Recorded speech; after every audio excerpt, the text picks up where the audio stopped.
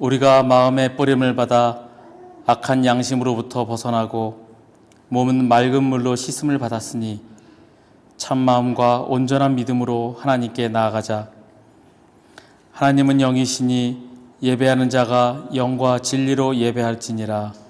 아멘. 창조주 하나님, 지난 한 주간도 변함없는 사랑과 은혜로 우리의 손을 잡아주심에 감사드립니다. 광야 같은 험한 길을 갈 때 실족하지 않도록 우리의 발을 견고하게 붙들어 주셨던 주님, 거룩한 주일을 맞이하여 세상의 모든 걱정과 근심을 뒤로하고 믿음으로 예배하러 나온 저희에게 큰 은혜를 내려 주옵소서. 성령 충만하게 하셔서 우리 마음에 감동을 주시고 오직 십자가에 달리신 예수님만 바라보며 믿음의 제사를 드리게 하옵소서. 진리와 영으로 드리는 이 예배가 하나님을 기쁘시게 하는 향기가 되기를 바라오며 예수님의 이름으로 기원하옵나이다. 아멘. 사도신경으로 우리의 신앙 고백합니다. 나는 전능하신 아버지 하나님 천지의 창조주를 믿습니다. 나는 그의 유일하신 아들 우리 주 예수 그리스도를 믿습니다. 그는 성령으로 잉태되어 동정녀 마리아에게서 나시고 본디오 빌라도에게 고난을 받아 십자가에 못 박혀 죽으시고 장사된 지 사흘 만에 죽은 자 가운데서 다시 살아나셨으며 하늘에 오르시어 전능하신 아버지 하나님 우편에 앉아 계시다가 거기로부터 살아있는 자와 죽은 자를 심판하러 오십니다. 나는 성령을 믿으며 거룩한 공교회와 성도의 교제와 죄를 용서받는 것과 몸의 부활과 영생을 믿습니다. 아멘.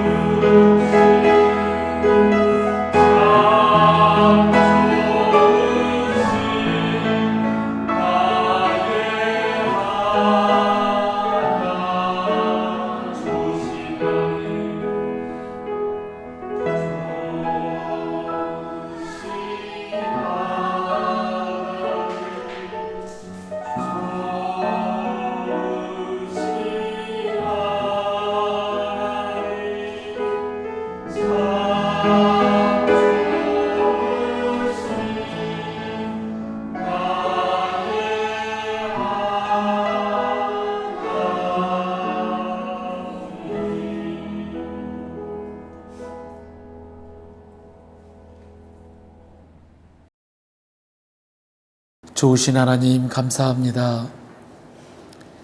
우리에게 주를 허락하여 주시고 주님 전에 나와 예배드릴 수 있도록 인도하시니 감사합니다. 우리가 늘 주님을 생각하며 주님을 예배하며 주님을 경배하는 참 예배자로 서 있게 주님 인도하여 주옵소서. 우리의 삶을 붙들어 주시고 우리가 늘 주님께로 향하여 나가며 주의 지팡이와 막대기가 나를 지키며 안위하심을 믿고 경험하는 우리 모두가 되게 주님 인도하여 주옵소서. 오늘의 예배를 주님께 드립니다. 주님 기뻐 받으시고 오직 주님만 영광 받아 주옵소서. 감사드리며 예수님의 이름으로 기도하옵나이다. 아멘.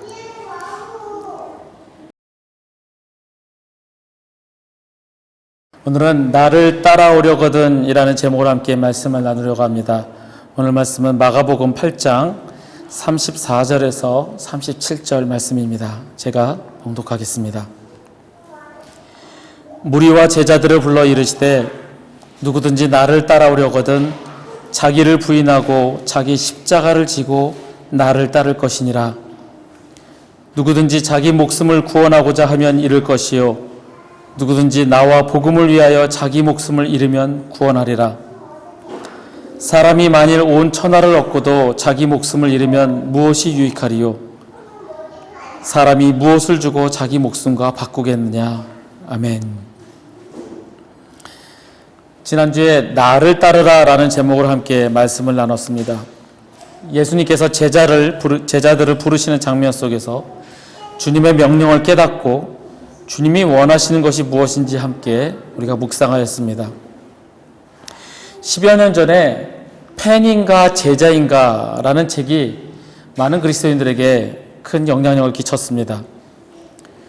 그 책의 그 질문에는 과연 우리는 예수 그리스도를 열성적으로 동경하는 팬인가 아니면 예수 그리스도를 따르는 제자인가 라고 질문을 하는 책이었습니다. 그 책에서 이 카일 아이들먼 목사님은 우리의 헌신을 점검하고 다시 한번 주님을 향한 나의 마음을 다짐하기를 그렇게 바라는 마음에서 그 책을 썼다라고 하였습니다. 오늘의 이 본문 말씀은 이 책처럼 단지 예수 그리스도의 팬인가 아니면 예수 그리스도를 따르는 제자가 될 것인가를 우리에게 묻습니다. 먼저 이 말씀이 나오게 된 배경을 보고자 합니다. 직접적인 이 배경이라기보다는 이러한 일련의 과정들을 거치면서 예수님께서 제자들의 마음을 아시고 그들에게 이런 말씀을 하셨는지를 그 배경을 보고자 합니다. 마가복음 4장과 6장에 이런 사건이 등장합니다. 예수님께서 제자들과 배를 타고 저편으로 가시는데 큰 광풍이 불어서 그들이 위험에 처하게 되었습니다. 예수님은 한귀퉁에서 주무시고 계셨고 제자들은 배 노를 저어서 그 위험에서 빠져나려고 애를 쓰는데 계속 배는 점점 위험에 처해지는 것 같습니다. 그때 제자들은 예수님을 깨우며 우리가 죽게 된 것을 돌보지 아니하십니까? 다급하게 예수님을 부릅니다. 이에 예수님께서는 바람을 꾸짖으시고 바다에게 잠잠하라 고요하라 말씀으로 바다를 잔잔케 하셨습니다. 그리고 제자들에게 어찌하여 이렇게 무서워하느냐 너희가 어찌 믿음이 없느냐라고 말씀하십니다. 그리고 6장에 나오는 사건에서는 예수님께서 바다 위를 걸으신 사건입니다. 이 역시 제자들이 배를 타고 바다 위를 건너가는데 바람이 세서 또 이 역시 힘겹게 노를 젓습니다. 그런데 그 바다 위를 걸어오시는 예수님을 보고 그들은 심히 놀랐습니다.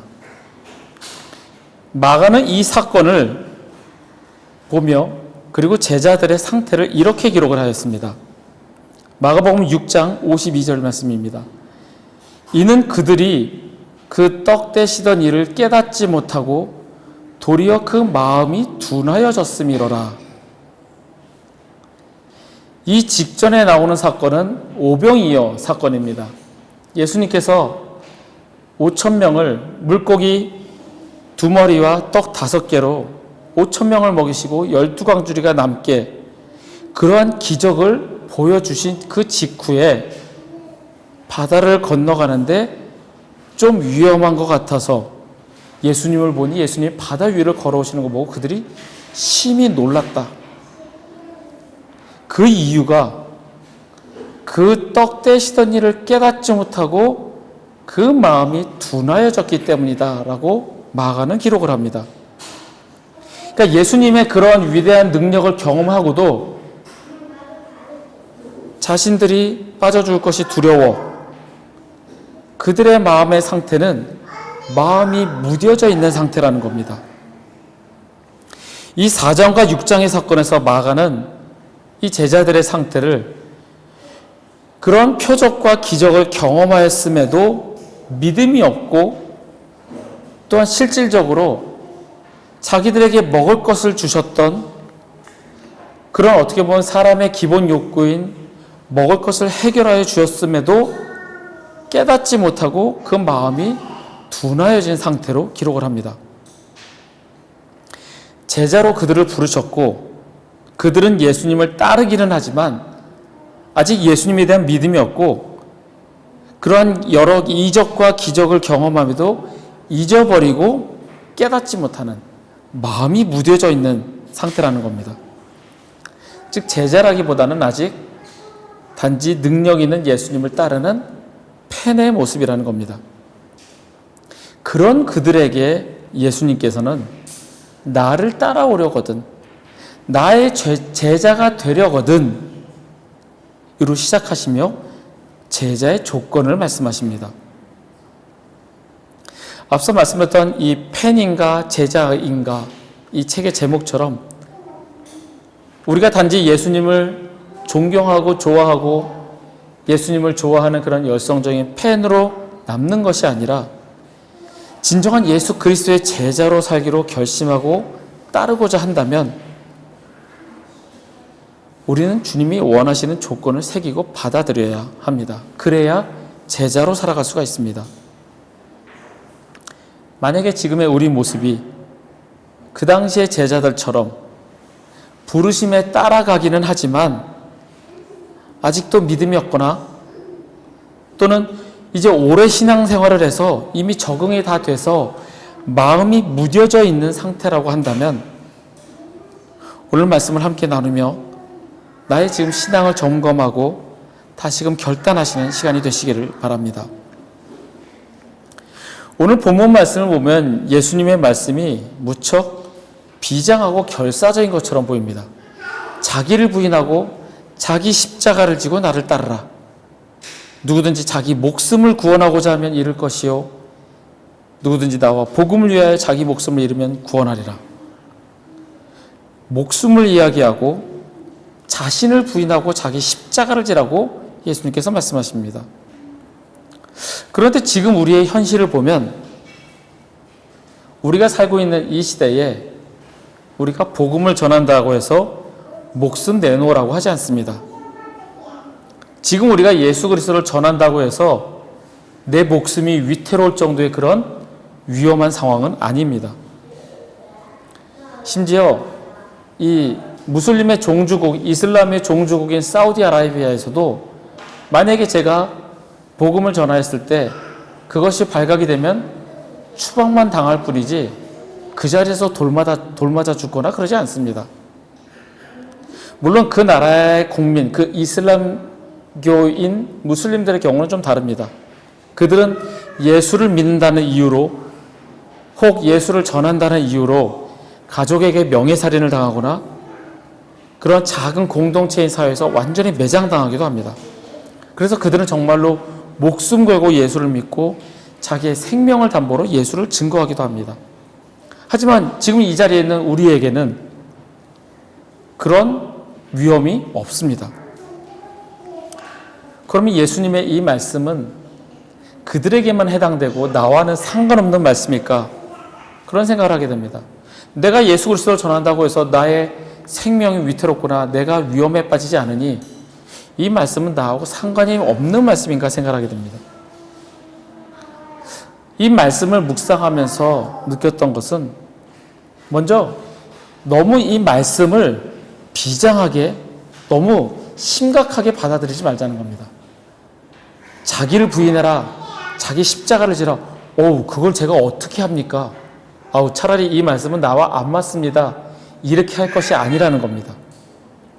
이 말씀을 무시하지 말고 이 말씀의 의미를 깨닫고 내 자신에게 한번 적용시키기를 바랍니다. 예수님을 따라가기 위해, 예수님의 제자로 살아가기 위해서 지켜야 할 조건을 예수님께서는 3가지로 명령을 하십니다. 자기를 부인하라, 자기 십자가를 지라, 그리고 나를 따르라 입니다. 먼저 자기를 부인하라, 과연 무슨 의미일까요? 나 자신을 부인하라, 내 정체성을 부정하라, 그런 의미일까요? 여기서 이 부인하다라는 단어는 베드로가 예수님을 모른다고 3번 부인할 때 사용되어졌던 단어와 동일한 단어입니다. 즉 베드로가 예수님을 부인함으로써 예수님에게서 분리된 것을 가리킵니다. 즉 나 자신을 부인한다는 것은 우리의 본성으로부터 벗어날 것을 요구하는 겁니다. 우리의 본성, 즉 우리 자신과 우리의 관심사를 나의 삶의 중심에 놓는 그런 본성, 또한 무슨 수를 써서라도 고난과 죽음을 피하고자 하는 그 본성에서 벗어나라는 겁니다. 사람이 살면서 죽음에 대한 공포가 있는 것은 당연하고 내 삶에 있어서 내가 중심이 되는 것은 당연한 건데 그 의미가 아니라는 겁니다. 예수님께서 이 자기를 부인하라, 이 말씀을 다르게 해석한다면 겁내지 마라, 용기를 잃지 마라 라고 할 수가 있습니다. 왜냐하면 내 삶의 주인이 예수 그리스도임을 인정하고 받아들인다면 겁낼 것이 없기 때문입니다. 앞에서 말씀드렸던 마가복음 4장의 사건에서 바다 위에 광풍에서 죽게 된 제자들에게 예수님께서 하셨던 말씀, 어찌하여 이렇게 무서워하느냐, 너희가 어찌 믿음이 없느냐, 이 질문과 일맥상통한다는 겁니다. 이 구절에서 무서워한다라는 단어가 우리에게는 무서워한다라는 단어로 번역이 되었지만 실제 기록된 단어는 무섭다, 두렵다, 그 공포가 아니라 겁이 많다, 용기가 없다라는 의미에 가깝습니다. 즉 주님께서 그때 제자들에게 하셨던 말씀은 너희가 왜 공포에 떨고 있느냐, 왜 무서워하고 있느냐, 그 말이 아니라 내가 너희와 함께 있으니 왜 겁을 내느냐, 용기를 잃지 마라, 내가 너희와 함께 있으니 두려워할 필요가 없다라는 말씀이라는 겁니다. 즉 이 말씀을 다시 해석하면 예수 그리스도가 나의 삶의 주인이니 겁내지 말고 믿음을 가져라 라는 명령이라는 겁니다. 그 말씀이 바로 자기를 부인하다라는 의미입니다. 자기를 부인하라. 내 삶의 주인이 네가 아니라 예수 그리스도, 내가 너의 삶의 주인이니 너는 겁낼 것이 없다, 두려워할 것이 없다. 그 사실을 믿느냐? 네가 그 사실을 믿는다면 너는 자기를 부인하는 자니라 라고 말씀하시는 것입니다. 우리가 이 세상을 주님의 제자로서 살아가려고 한다면 내 삶의 주인이 예수 그리스도이심을 믿고 예수 그리스도가 내 삶의 중심임을 내 마음에 받아들인다면 이 세상을 살아가는 데 있어서 겁낼 것이 없다라는, 그렇기 때문에 용기를 잃지 않고 나아갈 수 있다라는 겁니다. 두 번째 주님의 명령은 자기 십자가를 지라입니다. 이 말씀 또한 무섭습니다. 십자가 처형이 매우 잔인하고 고통이 극심한 처형 방법인데 자기 십자가를 지라. 저 무서워서 그렇게 못합니다 라고 거부하는 분들이 많을 겁니다. 물론 예수님의 제자들은 목숨 걸고 복음을 전했고 순교하였습니다. 그런데 지금 시대에 우리에게 하시는 예수님의 이 말씀은 자기 십자가를 져라. 너도 고통받고 자기를 학대하고 고행을 밟아서 그 고통을 느껴라. 그 말씀이 아니라 자기 십자가를 지라는 말씀은 자기 숭배에서 벗어나라는 말씀입니다. 자기를 부인하는 것과 긴밀하게 연관되어 있습니다. 이 역시 나 중심이 아닌 예수님이 중심이 되는 삶입니다. 요즘에 행복이라는 단어를 생각해 보았습니다. 주변 사람들을 이렇게 보면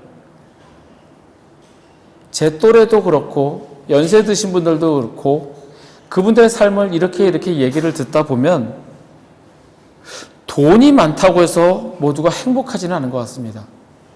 어떤 사람은 정말 돈이 많아서 돈을 풍족하게 씀에도 불구하고 행복하지 않은 경우를 봅니다.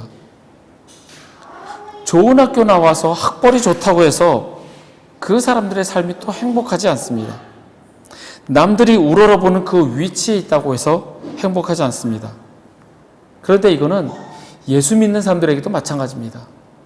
예수 믿는 사람, 내가 예수를 믿는다 하더라도 내가 돈에 집중해서 돈이 많다고 해서 그것이 행복하지 않고 명예나 좋은 학벌이어서 행복하지가 않다라는 겁니다.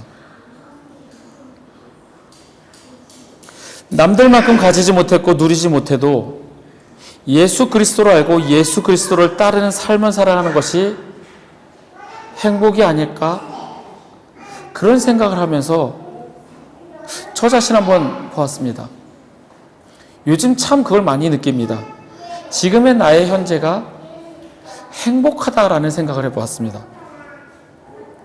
다들 아시다시피 비록 저희 아이가 말을 많이 안 들어서 속상할 때도 참 많고 제가 학교에 가서 아이들을 가르치는데 외국인 선생님이라고 이 아이들이 참 예의 없이 대하기도 합니다. 되게 자기네 선생님들한테는 되게 스트릭트하게 선생님 수업 시작하고 끝날 때 항상 서가지고 인사하고 그러는데 제가 갔을 때 어떤 아이는 맨 뒤에 앉아서 누워있는 애도 있습니다. 제가 가서 최소한 앉으라고 얘기까지 합니다. 그런 아이들한테 제가 스트레스를 받고 어떤 날은 오늘 몇 학년 수업이네 벌써부터 이 수업 시간이 갑갑하기 시작하고 하루가 시작할 때 스트레스를 받으면서 시작할 때도 있습니다. 그리고 예배를 드릴 때 이 자리가 비어있는 것을 보면서 마음이 안타깝고 슬프기도 하지만 그래도 행복하다 느껴집니다.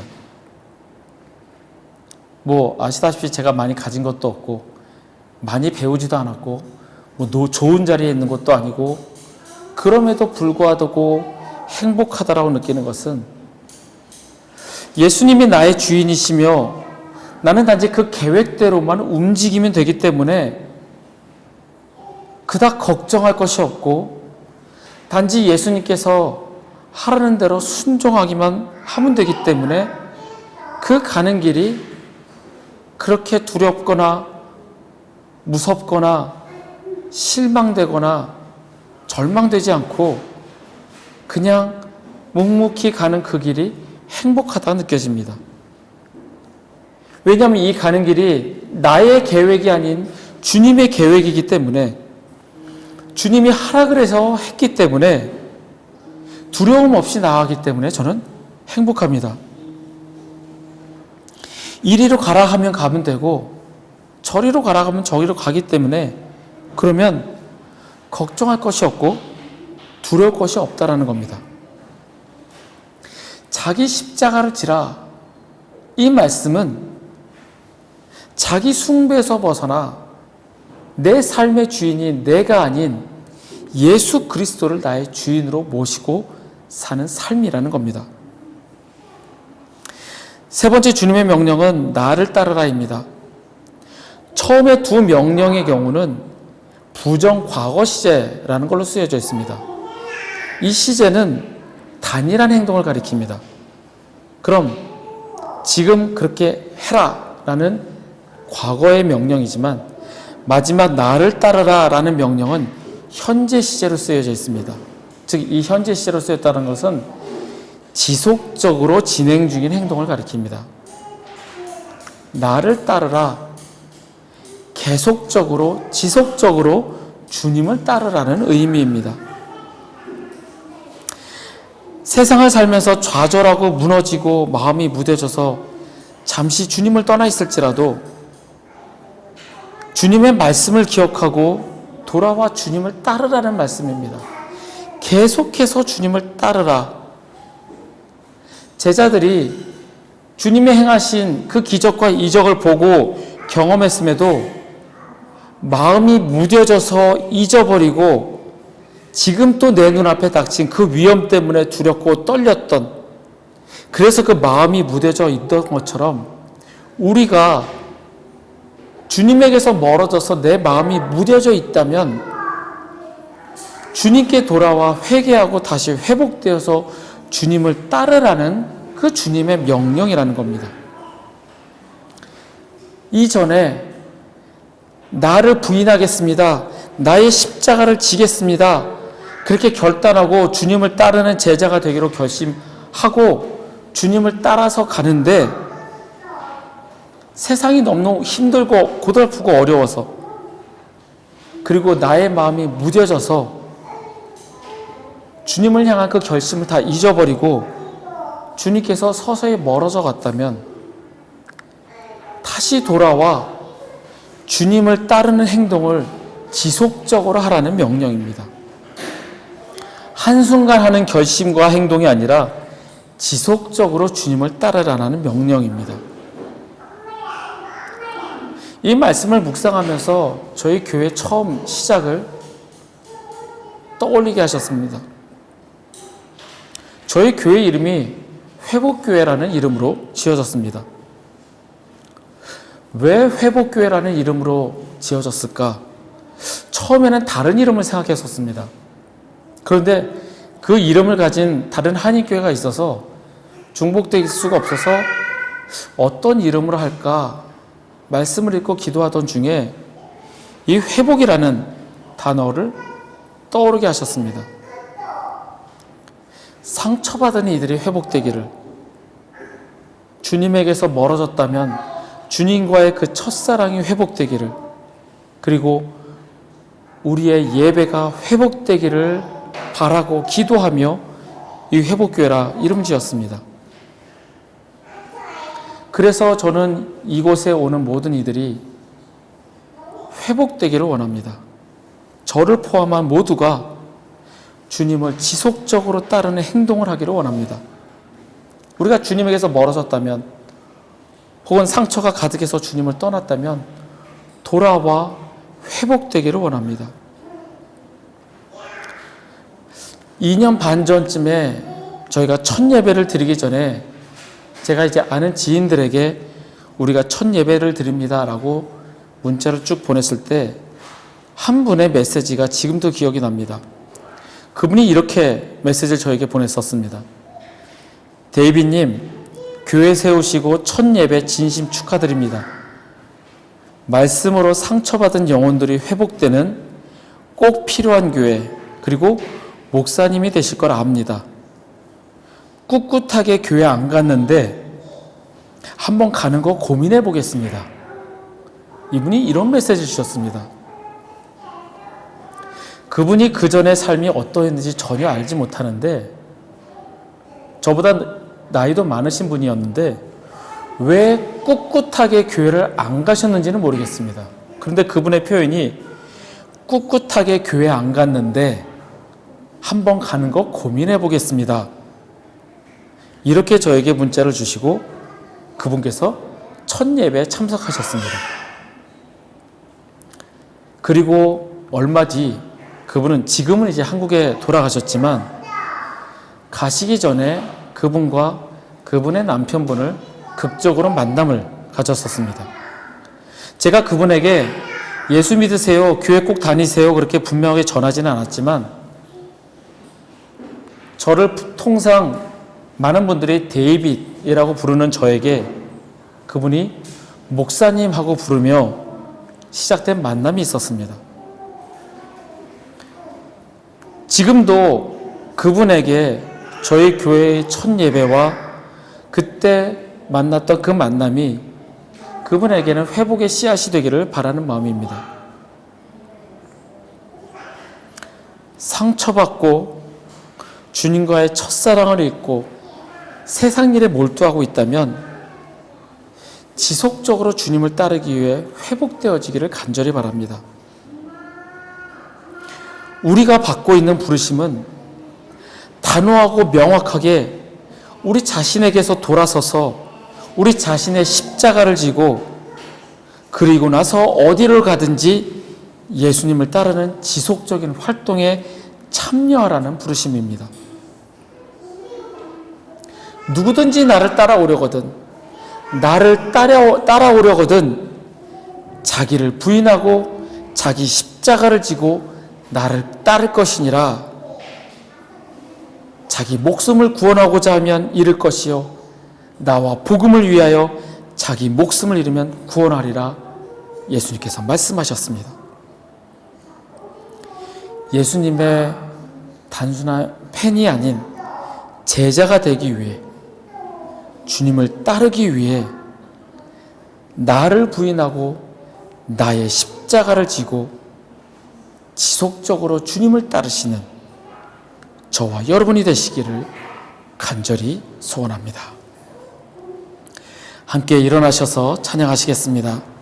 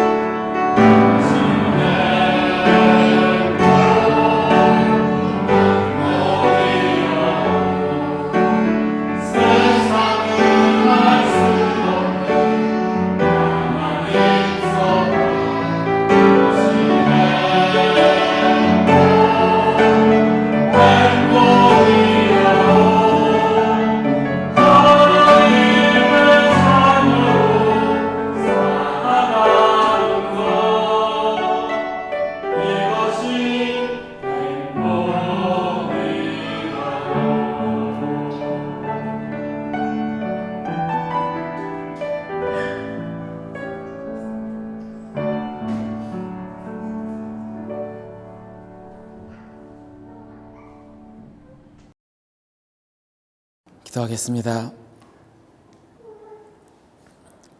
누구든지 나를 따라오려거든 자기를 부인하고 자기 십자가를 지고 나를 따를 것이니라. 아멘. 말씀하셨던 주님, 내 삶의 주인으로 예수 그리스도를 모시고 두렵지 않고 겁내지 않고 이 세상을 살아갈 수 있도록 우리에게 그러한 믿음을 허락하여 주옵소서. 주님께서 나의 주인 되심으로, 주님께서 나와 함께 하심으로 말미암아 이 세상을 살아가는 데 있어 두려울 것이 없는 줄 믿사오니 주님, 내 안에 오셔서 나의 주인이 되어 주시고 주님을 나의 주인으로 모시고 사는 우리 모두가 되게 주님 인도하여 주옵소서.